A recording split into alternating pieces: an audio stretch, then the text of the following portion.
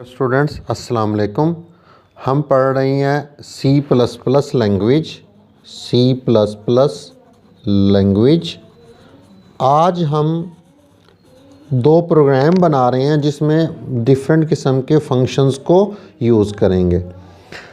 आप ये देख लिख रहे हैं, ये एक अलहदा से प्रोग्राम है, ये एक अलहदा से प्रोग्राम है। इसको पहले तो ये समझ लेना है कि ये दो डिफरेंट प्रोग्राम हैं। इस फंक्शन इसमें भी हम एक ख़ास किस्म का फंक्शन बनाएंगे एक मुख्तलिफ़ तरीके से। इस प्रोग्राम में भी एक ख़ास किस्म का फंक्शन बनाएंगे एक मुख्तलिफ़ तरीके से।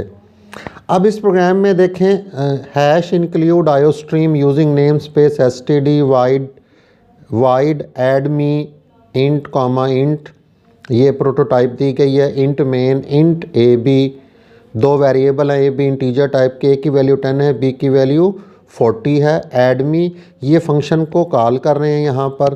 अब हमने ये वाला इस प्रोग्राम में अगर आप देखें आपको कितने फंक्शन नज़र आ रहे हैं, एक मेन का फंक्शन और एक एडमी का फंक्शन।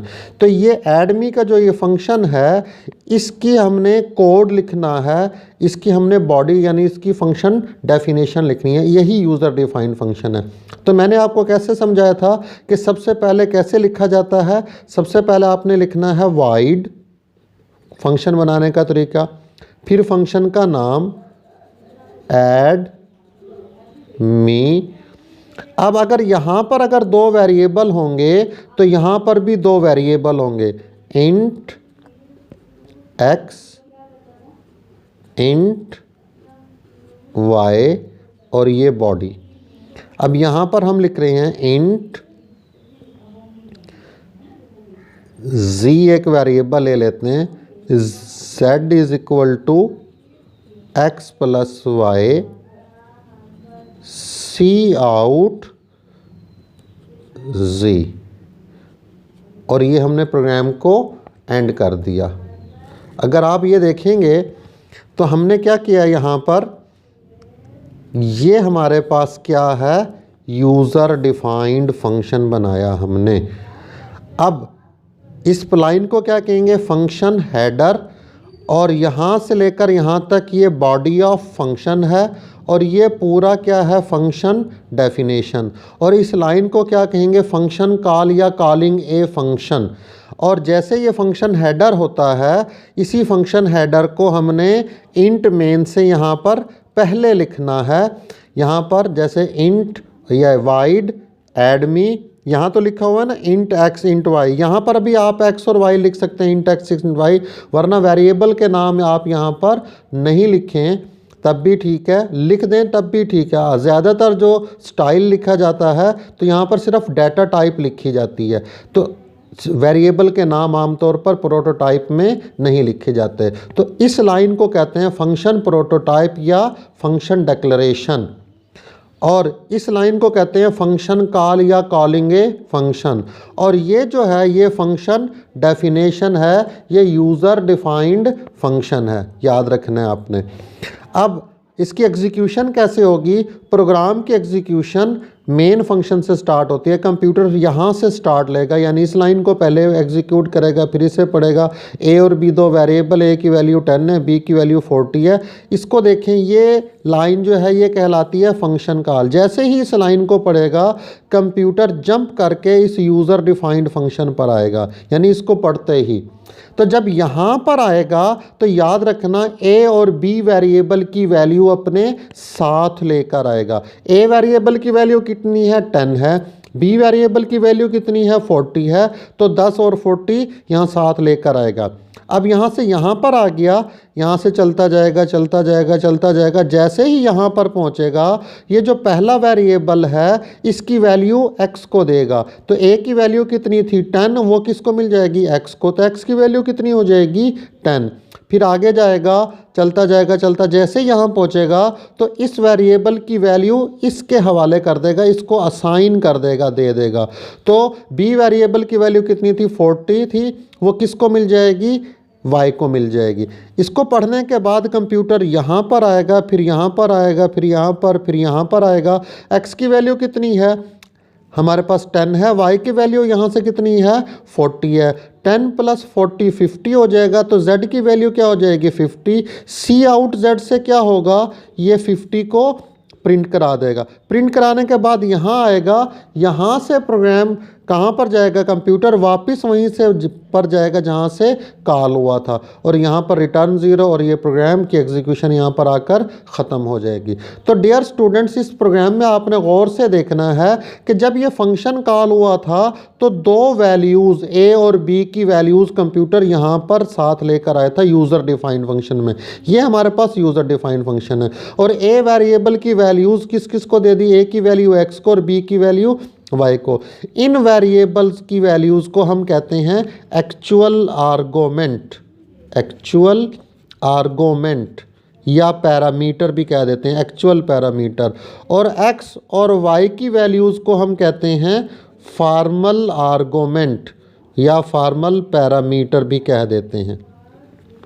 याद रखना, यहाँ पर हमने वैल्यूज़ को पास किया, तो कंप्यूटर दो वैल्यूज़ लेकर यहाँ पर आया, उनको ऐड किया, उनको डिस्प्ले कराया और वापस गया तो कोई वैल्यू नहीं लेकर गया। कंप्यूटर का फंक्शन वापस रिटर्न तो होता है, एक होता है कंप्यूटर का वापस जाना, एक होता है वैल्यू लेकर जाना। यहाँ पर वैल्यू वापस नहीं जा रही है, कंप्यूटर वापस जा रहा है या कंट्रोल वापस जा रहा है यहाँ पर। तो ये प्रोग्राम यहाँ पर इसकी जो है वो आउटपुट डिस्प्ले करा देगा। तो इस तरीके से ये इसकी एग्जीक्यूशन होगी। तो आपने इसमें सीखना क्या है, इसमें सीखना यही है कि आपने अगर ये यहाँ फंक्शन कॉल में दो वेरिएबल हैं तो यहाँ पर भी फंक्शन हेडर में भी दो वेरिएबल, यहाँ एक वेरिएबल होगा तो यहाँ पर भी एक वेरिएबल होगा, यहाँ तीन वेरिएबल होंगे तो यहाँ तीन वेरिएबल। अगर ये ब्रैकेट खाली होगी तो यहाँ पर भी ये ब्रैकेट खाली होगी। अगर ये वेरिएबल इंटीजर टाइप के होंगे तो ये वेरिएबल भी इंटीजर टाइप के होंगे। अगर ये वेरिएबल फ्लोट टाइप के होंगे तो ये वेरिएबल भी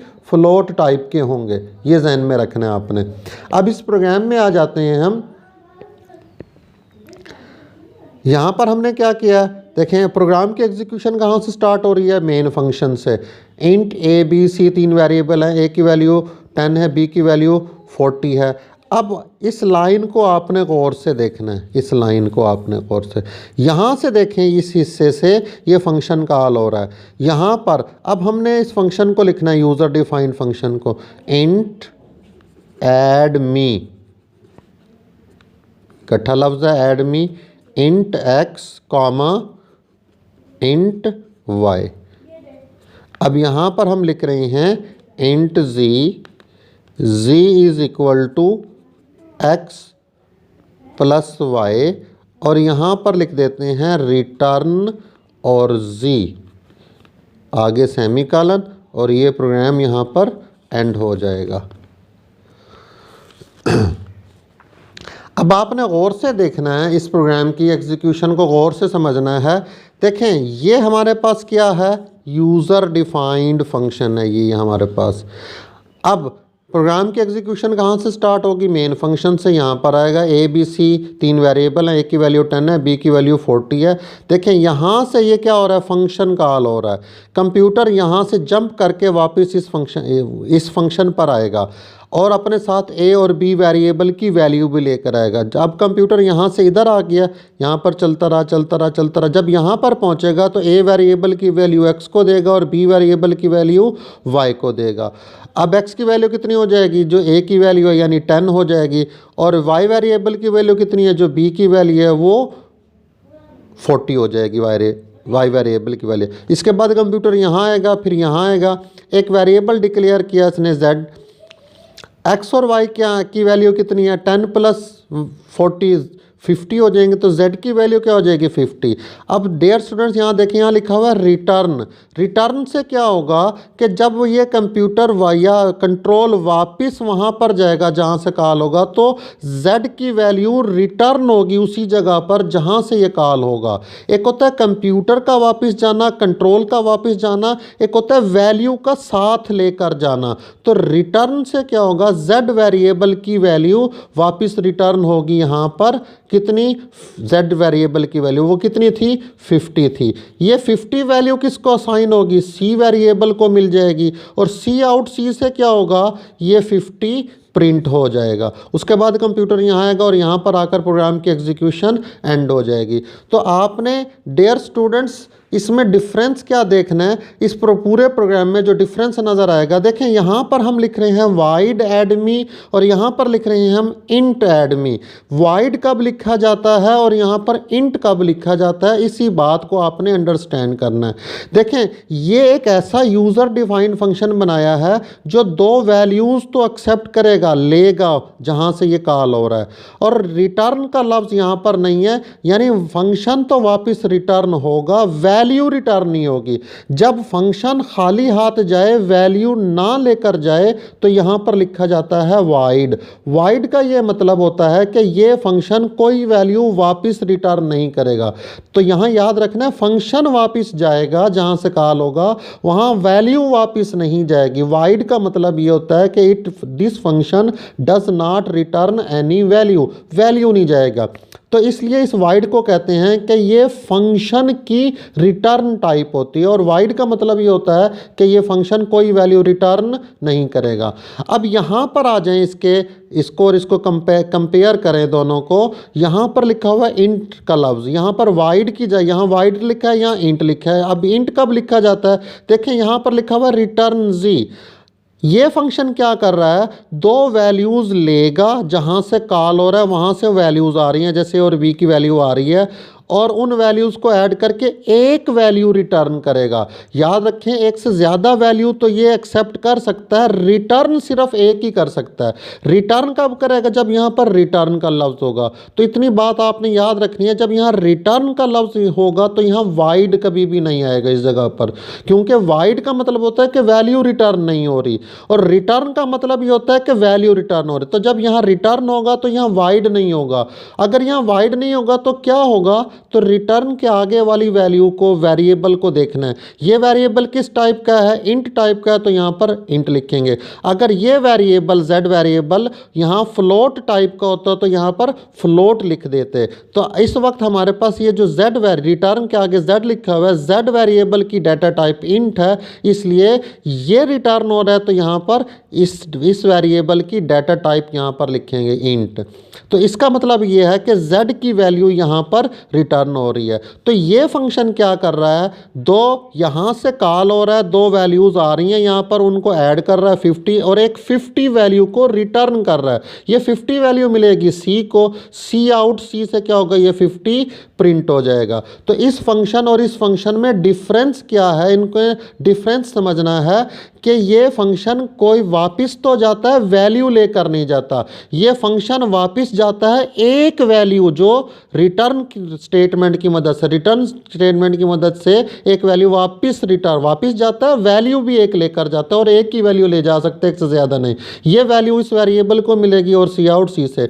इन प्रोग्राम में अगर आप डिफरेंस देखें, यहाँ पर फंक्शन कॉल कैसे किया गया, और यहाँ पर देखें, यहाँ इक्वल साइन और सी वेरिएबल लिखा है, यहाँ सी वेरिएबल और इक्वल साइन नहीं लिखा है। यहाँ वाइड है, यहाँ पर इंट है। जैसे ही यहाँ पर हमने अगर ये लिखा है तो उसकी प्रोटोटाइप भी इसी हिसाब से लिखी जाएंगी। उम्मीद है आपको ये प्रोग्राम समझ आ गया होगा। आपने इस प्रोग्राम को कागज़ पर लिखना है और इसका डिफरेंस आमने सामने ऐसे ही दरमियान में आपने लाइन लगानी है, दोनों साइड पर ये प्रोग्राम लिखना है और इनका डिफरेंस समझना है और इनकी वर्किंग को समझना है। अगर आपने अभी तक मेरे चैनल को सब्सक्राइब नहीं किया तो जल्दी से मेरे चैनल को सब्सक्राइब कर दें और नोटिफिकेशन बेल पर क्लिक कर दें, ताकि हर नई आने वाली वीडियो की अपडेट आपको मिल सकें। अपना ख्याल रखिएगा। नेक्स्ट लेक्चर में मुलाकात होगी। अल्लाह हाफिज़।